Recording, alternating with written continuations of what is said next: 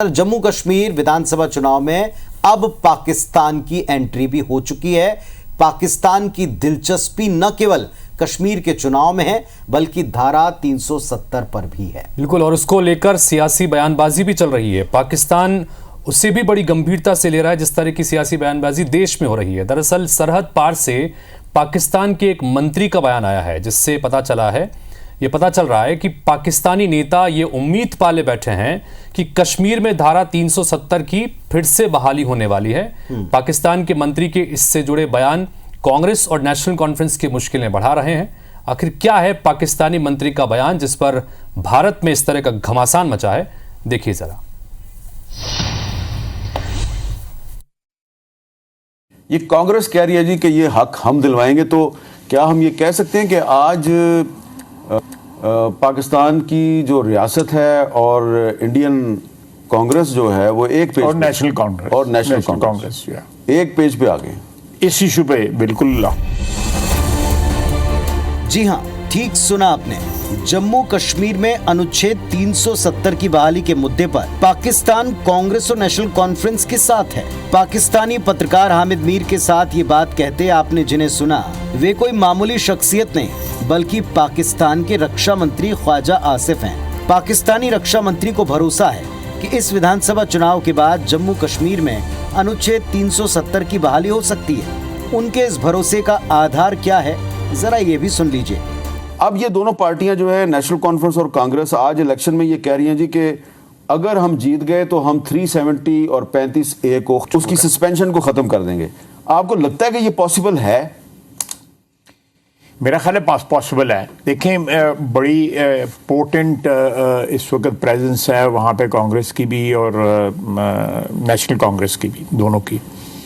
और इस इशू के ऊपर जो है मेरा ख्याल है कि जितनी मोटिवेट हुई है वादी की पॉपुलेशन, स्पेशली वादी से बाहर भी, लेकिन जो वादी में जो हुई है, तो मेरा ख्याल है कि उनको बहुत चांस है कि ये जो कोलिशन है ये हुकूमत में आए। अब अगर सीमा पार खुद पाकिस्तान के रक्षा मंत्री धारा 370 की बहाली की संभावना जता रहे हो तो इस बार देश में इस पर बवाल मचना लाजमी है। पाकिस्तानी रक्षा मंत्री के इस बयान ने बीजेपी को नेशनल कॉन्फ्रेंस और कांग्रेस पर हमला बोलने का बड़ा मौका दे दिया है। पीएम मोदी ने कश्मीर के कटरा में अपनी चुनावी सभा में पाकिस्तानी मंत्री के इस बयान पर कांग्रेस और नेशनल कॉन्फ्रेंस को जमकर घेरा। वहीं देश के गृह मंत्री अमित शाह ने एक्स पर पोस्ट कर दोनों पार्टियों को आईना दिखाया कि आर्टिकल 370 और 35A को लेकर कांग्रेस और एनसी का एजेंडा वही है जो पाकिस्तान का एजेंडा है। ये वहां के मंत्री बोल रहे हैं, यानी कांग्रेस नेशनल कॉन्फ्रेंस की पोल खुद पाकिस्तान ने खोल दी है। पाकिस्तान के रक्षा मंत्री के बयान से ये सिद्ध हो गया है कि पाकिस्तान और कांग्रेस और नेशनल कॉन्फ्रेंस के